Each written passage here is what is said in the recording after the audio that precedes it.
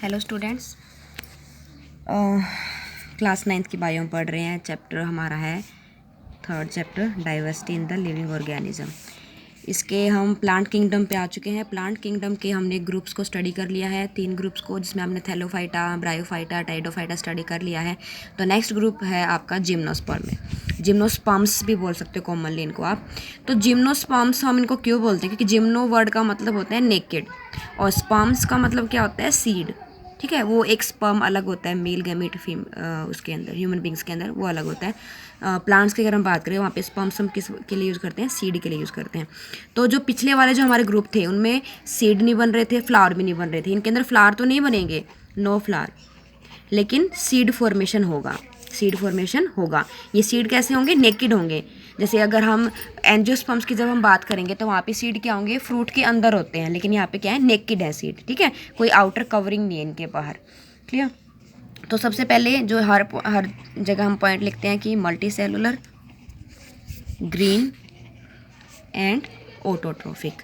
ठीक है, क्योंकि प्लांट्स हैं तो क्या है? ये ग्रीन है, मल्टी सेलुलर है, ऑटोट्रोफिक है, फोटोसिंथेसिस करते हैं, अपना फूड खुद प्रिपेयर करते हैं।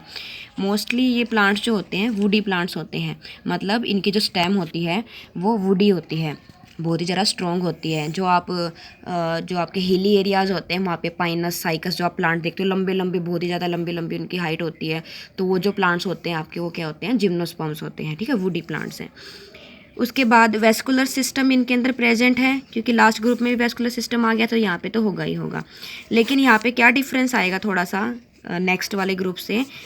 जो जाइलम और फ्लोएम है, इसमें सारे के सारे कंपोनेंट प्रेजेंट नहीं है, क्योंकि हमने जब सेकंड चैप्टर पढ़ा था, हमने पढ़ा था कि जाइलम में 4 कंपोनेंट होते हैं, फ्लोएम में भी। लेकिन अगर हम जिम्नोस्पर्म्स की बात करें तो जाइलम में वेसल्स क्या होंगी? एब्सेंट होंगी। बाकी चीज़ें होंगी, ट्रैकिड होगा, जाइलम पैरेन्काइमा होगा, ठीक है, बाकी सारे कंपोनेंट होंगे, लेकिन वेसल्स क्या होंगी? एब्सेंट होंगी। इसी तरह से फ्लोएम में क्या होगा? कंपेनियन सेल्स क्या होंगी? एब्सेंट होंगी। बाकी 3 कंपोनेंट्स क्या होंगे? प्रेजेंट होंगे। ये चीज़ें क्या होंगी? इनके अंदर एब्सेंट होंगी। ठीक है, vascular system is present, but in case of xylem true vessels are absent, in case of phloem companion cells are absent. उसके बाद अगर हम इनके मोड ऑफ रिप्रोडक्शन की बात करें तो सीधी सी बात है, सेक्सुअली होगा मोड ऑफ रिप्रोडक्शन। और होता कैसे है? जैसे कि 2 प्लांट होते हैं इनके अंदर, एक मेल, कुछ प्लांट्स में एक पे भी हो सकता है, लेकिन मोस्टली क्या होंगे? एक मेल प्लांट होगा, एक फीमेल प्लांट होगा। अगर एक की बात करें तो उसमें क्या होगा? एक पे मेल कौन बनेगा, एक पे फीमेल कौन बनेगा, और इनको हम स्ट्रोबिलस भी बोलते हैं। ये जो स्ट्रोबिलस होते हैं इनके अंदर क्या बनेंगे? मेल और फीमेल गैमीट क्या प्रोड्यूस होंगे? गैमीट्स प्रोड्यूस होंगे इन स्ट्रोबिलस के अंदर। फिर क्या होगा? इन स्ट्रोबिलस के अंदर से जो गैमीट बनेंगे इनका फ्यूजन होगा, और ये जो फ्यूजन होगा ये कहाँ पे होगा? प्लांट के अंदर ही हो रहा है। कहाँ पे हो रहा है? प्लांट्स के अंदर ही। जैसे स्ट्रोबिलस स्ट्रक्चर है, इसके अंदर ही क्या हो रहा है? फर्टिलाइजेशन हो रहा है, और क्या बन रहे हैं? सीड प्रोड्यूस हो रहे हैं। लेकिन ये सीड्स कैसे होंगे? नेकेड होंगे। ठीक है, किसी कवरिंग के अंदर क्लोज नहीं होंगे। सपोज अगर आपने इस तरह से कुछ स्ट्रक्चर देखा हो, डेकोरेशन में भी यूज़ करते हैं इनको, हम कॉन्स बोलते हैं। इस तरह से स्ट्रक्चर प्रेजेंट होते हैं, और यहाँ पे क्या होते हैं? इनके सीड्स प्रेजेंट होते हैं।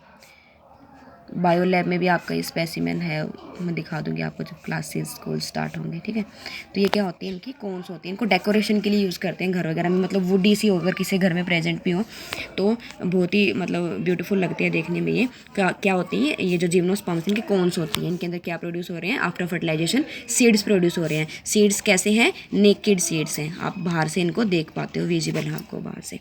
ठीक है, मोस्टली ये प्लांट्स क्या होते हैं? पेरेनियल होते हैं। ठीक है, 3 टाइप के प्लांट होते हैं मेनली आपके, एनुअल्स, बाइनियल्स एंड पेरेनियल्स। तो जिम्नोस्पर्म्स जो होते हैं वो क्या होते हैं? Mostly perennials. एनुअल जो अपनी लाइफ साइकिल 1 सीजन में कंप्लीट कर लेते हैं, बाइनियल जो अपनी लाइफ साइकिल 2 सीजन्स में कंप्लीट करते हैं, और पेरेनियल क्या करते हैं? 2 से ज़्यादा सीजन्स में क्या करते हैं? अपनी लाइफ साइकिल को कंप्लीट करते हैं। तो ये इनकी एज क्या होती है? बहुत ज़्यादा होती है, काफ़ी लंबे साल तक के क्या करते हैं? इनकी लाइफ साइकिल चलती ही रहती है। तो कैसे हैं ये? पेरेनियल होते हैं, वुडी हैं, ये हमने पहले पढ़ लिया था, वुडी हैं और पेरेनियल होते हैं। उसके बाद अगर हम इनके एग्जाम्पल्स की बात करें, जैसे कि साइकस, पाइनस, हिंदी में चीड़, देवदार ऐसे बोलते हैं इनको, कुछ ऐसे ही, डिओडर, पाइनस, साइकस, गिंको, ये सभी किसके एग्जाम्पल्स? आपके जिम्नोस्पर्म्स के एग्जाम्पल है। इनके इकोनॉमिक इम्पोर्टेंस भी होती है। जो इनकी जो वुड है, इनकी जो ये लकड़ी है उसको हम क्या कहते हैं? Timber as a timber use करते हैं, जिससे आप अलग अलग टाइप के फर्नीचर इंडस्ट्री में यूज होते हैं।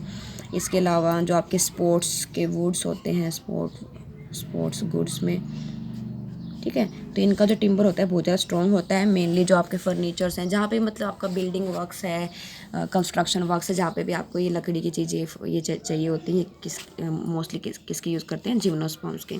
तो इनके जो प्लांट्स होते हैं उनकी वुड क्या होती है, बहुत ज़्यादा स्ट्रॉन्ग होती है, और इंसेक्ट्स उन पर कम अटैक करते हैं, वाटर रिपेलेंट होती हैं। तो मतलब बहुत अच्छी अच्छी प्रॉपर्टीज होती है इनकी। मतलब एंजियोस्पर्म्स के प्लांट्स को भी यूज़ करते हैं, लेकिन इनको भी यूज़ करते हैं। तो एज ए टिम्बर इनको बहुत अच्छी तरह यूज़ किया जाता है। कुछ प्लांट ऐसे हैं जैसे कि एफिड्रा, उनकी क्या होती है, मेडिसिनल वैल्यू होती है। कुछ मेडिसिन बनाने में यूज होता है ये प्लांट आपका एफिड्रा, ठीक है।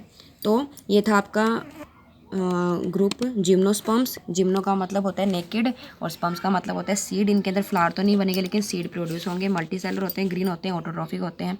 उसके बाद वेस्कुलर सिस्टम प्रेजेंट है, लेकिन जाइलम में वेसल्स एब्सेंट होंगी, फ्लोएम में कंपेनियन सेल्स एब्सेंट होंगी। रिप्रोडक्शन जब होगा तो मेल और फीमेल कौन क्या होंगी, प्रोड्यूस होंगी। इनको स्ट्रोबिलस भी बोलते हैं। इनके अंदर गैमेट्स प्रोड्यूस होंगे, male gamete, female gamete. Male gamete को क्या बोलते हैं, मोस्टली मेल गैमेट क्या बोलते हैं, पोलन ग्रेन। मेल गैमेट को क्या बोलेंगे, पोलन ग्रेन। ये पोलन ग्रेन क्या होंगे, फीमेल वाले, जो फीमेल का जो ओव्यूल होता है, ठीक है, फीमेल का जो ओव्यूल है उस पर ट्रांसफ़र हो जाएंगे। एक और बात, यहाँ पे क्या होगा, ओवरी नहीं होगी, ठीक है, ओवरी क्या होगी यहाँ पे, एब्सेंट होगी। तो ये सीड का, ये जो पोलन ग्रेन है कहाँ पे ट्रांसफ़र हो जाएंगे, ओव्यूल पे। वहाँ पे जाके उनका फर्टिलाइजेशन होगा, मेल और फीमेल गैमेट का। उसके बाद क्या प्रोड्यूस होंगे, सीड्स प्रोड्यूस होंगे। क्योंकि ओवरी नहीं है तो क्या होगा, ये नेकेड होंगे।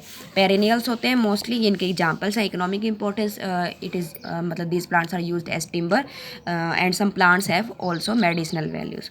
सो that's all about the gymnosperm. Next video में हम करेंगे एंजियोस्पर्म्स के बारे में। Thank you.